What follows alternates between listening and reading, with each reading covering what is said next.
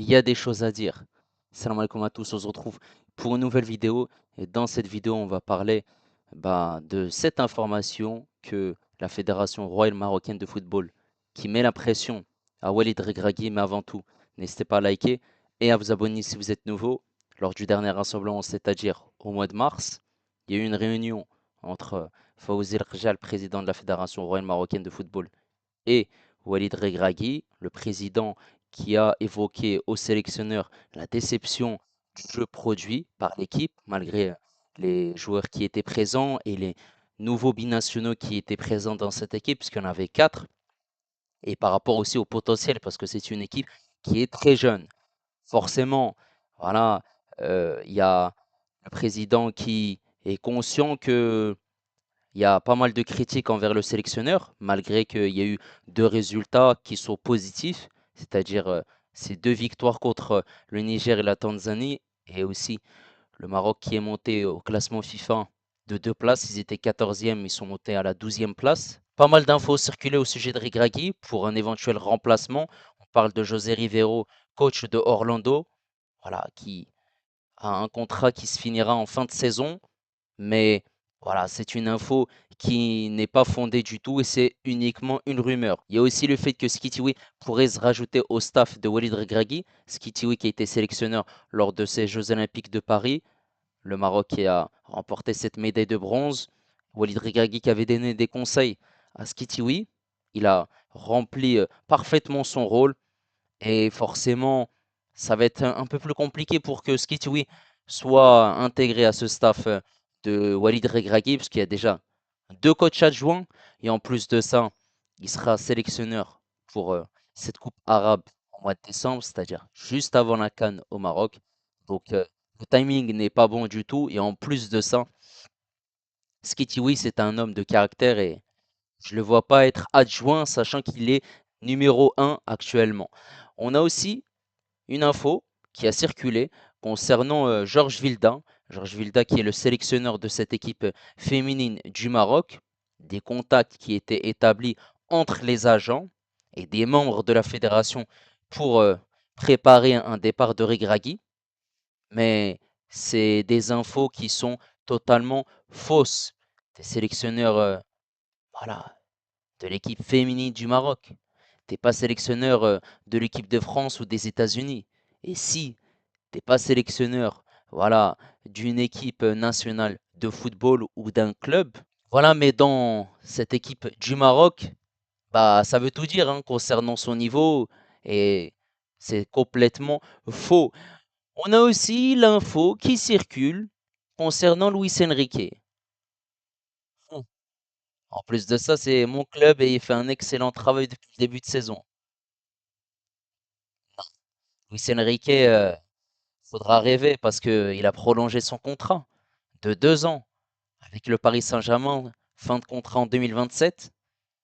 C'est l'année dernière que le président émettait déjà l'idée que le Maroc pouvait récupérer le coach espagnol dans un futur proche si jamais le Qatar s'en séparait. Sauf que, voilà, Luis Enrique déjà, il a prolongé son contrat, mais en plus de ça, voilà, il a presque les pleins pouvoirs au niveau de la composition d'équipe, des choix des joueurs, au niveau du mercato. Très belle entente aussi avec Luis Campos. Donc, il n'y a aucun souci. Et en plus de ça, il est là pour un projet à long terme avec cette équipe du Paris Saint-Germain. Et je ne le vois pas quitter en aucun cas cette équipe du Paris Saint-Germain. Et finalement, après tous ces rebondissements, la Fédération royale marocaine de football va garder Walid Regragui jusqu'à la CAN. Voilà, c'est pas parce que Vaïd Alihodzic est parti avant la Coupe du Monde, 3 mois avant, que forcément il faut faire la même chose avec Walid Regragui. Et si Walid Regragui part, tu vas le remplacer par qui? Il ne reste plus beaucoup de rassemblements, hein. Ce rassemblement du mois de juin, de matchs amicaux contre la Tunisie et le Bénin. Ensuite, il y a le rassemblement du mois de septembre pour la Coupe du Monde. Et ensuite, on va rentrer dans la dernière ligne droite pour cette CAN, forcément des matchs amicaux. Donc voilà, tu es là avec Walid Regragui, forcément, il sera présent.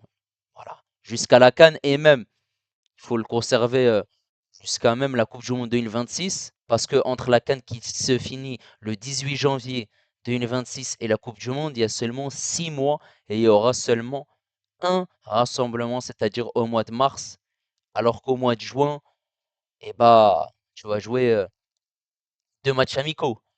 Et forcément, voilà, tout n'a pas été parfait lors de ce rassemblement du mois de mars, parce que tu appelles des joueurs comme Talbi, comme El Hilali, comme Nadir aussi, le joueur de l'Olympique de Marseille, mais qui n'ont pas joué.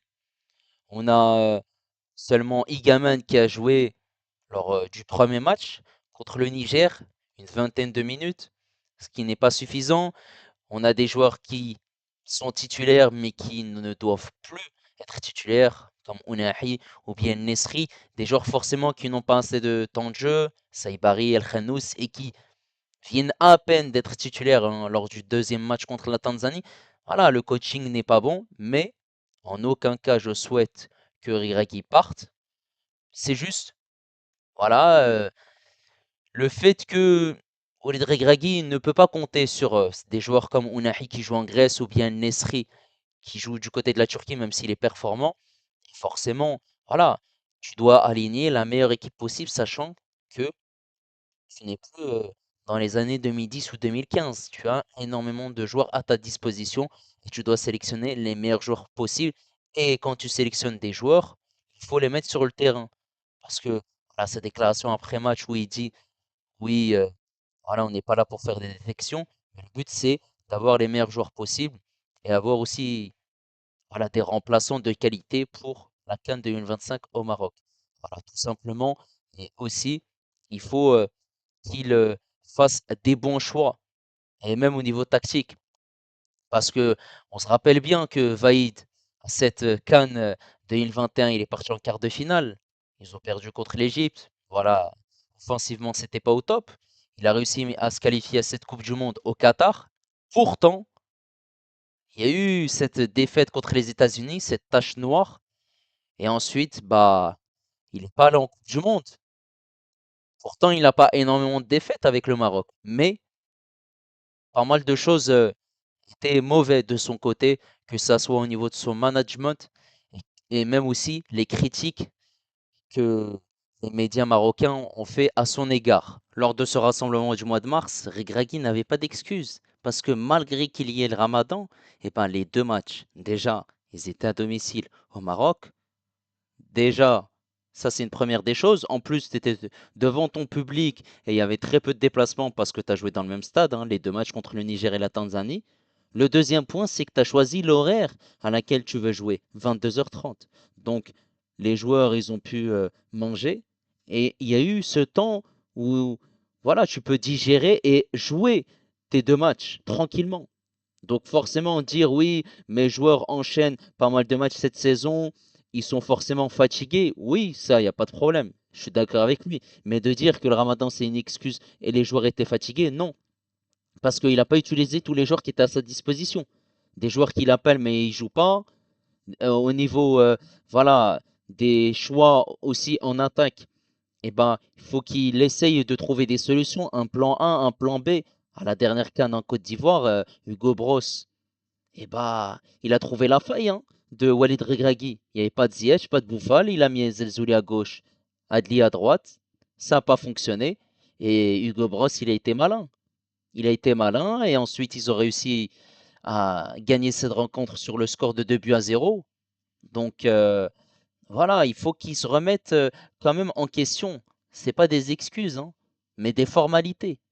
Tu devais voilà, faire du beau contenu, du beau jeu, parce que c'est ce que tu nous as proposé, hein. Entre septembre et novembre, les 3 rassemblements de cette fin d'année 2024. Et en plus de ça, il y a cette CAN 2021 où le Maroc a réussi à se qualifier en quart de finale. Ils ont perdu contre l'Égypte. En 2017, ils sont allés en quart de finale. Ils ont perdu contre l'Égypte. Mais à ce moment-là, il n'y avait pas les huitièmes de finale. Mais sinon, depuis 2004, il n'y a pas eu d'autres quarts de finale. Et en plus, il n'y a pas de demi-finale depuis cette finale perdue contre la Tunisie. Donc, Il faut se remettre en question quand les choses ne vont pas. Voilà. N'hésitez pas en tout cas à me donner votre avis si pour vous, Walid Regragui est toujours l'homme de la situation. Voilà, moi j'ai mis les faits. Pour moi, c'est l'homme de la situation. Il ne faut pas tourner de l'autre côté et dire des choses que je n'ai pas dit. Juste, il faut être, voilà, dans une formalité où quand les choses vont bien, il faut les dire et quand les choses ne vont pas bien, il faut aussi les dire pour permettre d'avancer et aussi de s'améliorer tout simplement. En tout cas, n'hésitez pas à me donner votre avis, n'hésitez pas à liker, n'hésitez pas également à vous abonner si vous êtes nouveau. Moi, je vous dis à la prochaine. Ciao les amis et dis